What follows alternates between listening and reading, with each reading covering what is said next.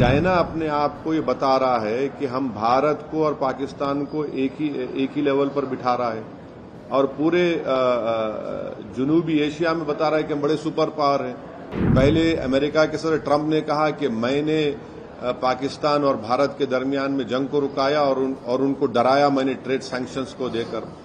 तो ये अब चाइना उसी तरह की जबान इस्तेमाल कर रहा है कि हमने उस जंग को रुकाया। चाइना से अगर ताल्लुकात अच्छे हो रहे हैं तो इस बिना पर ताल्लुकात अच्छे नहीं हो सकते कि हम अपनी मुल्क की सालिमियत और सॉवरेनिटी को भूल जाएं।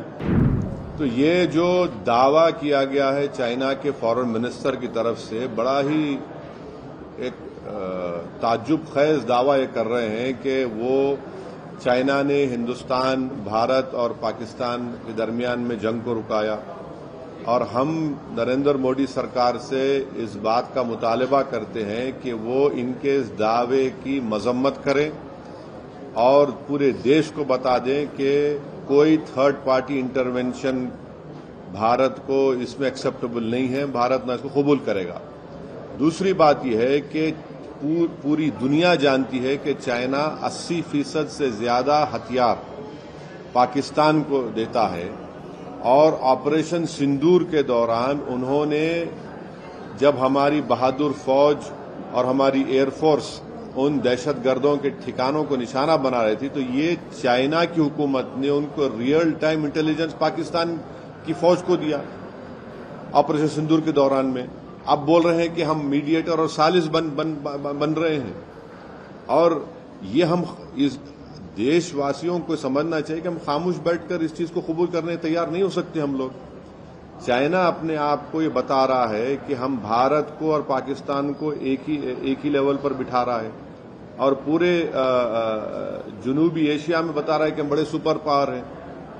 तो अपने आप को इस तरह से पेश कर रहा है। तो हम मुतालबा करते हैं कि नरेंद्र मोदी की सरकार और नरेंद्र मोदी खुद जब चाइना गए थे तो क्या ये वो इस बात पे एग्रीमेंट उनका हुआ था, क्या उस बात पर राजी हुए थे कि चाइना इस तरह की बात करेगा कि उसने सालिस बना ऑपरेशन सिंदूर के दौरान में।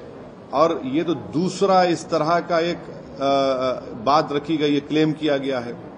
पहले अमेरिका के सदर ट्रंप ने कहा कि मैंने पाकिस्तान और भारत के दरमियान में जंग को रुकाया और उनको डराया मैंने ट्रेड सैंक्शंस को देकर।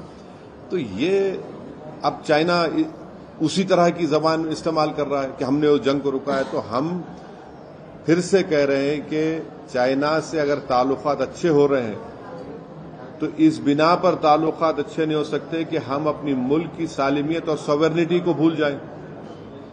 तो ये अब नरेंद्र मोदी की सरकार को इसका खुले तौर पर ऑफिशियली इसका कंडेम करना और इसका रिबट करना चाहिए।